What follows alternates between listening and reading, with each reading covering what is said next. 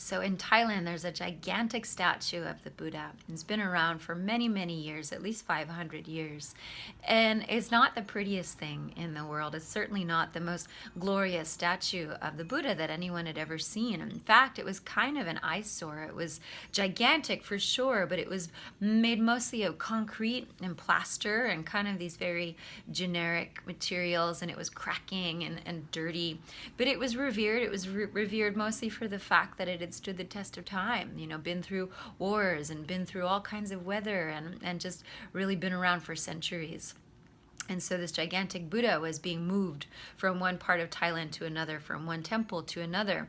And the new temple didn't have a building big enough to house this gigantic Buddha. And so they built just a very simple tin roof over it, but it wasn't enough. And so the elements still got to it.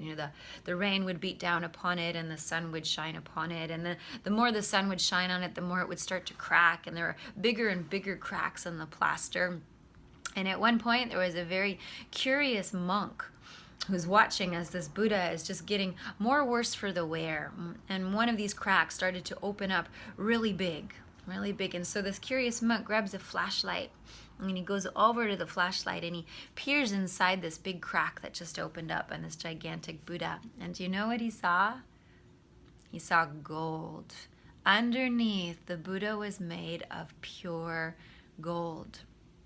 So it turns out that they had covered it perhaps to prevent someone from stealing it, or also perhaps because of various wars and disasters and things. It was covered to protect it.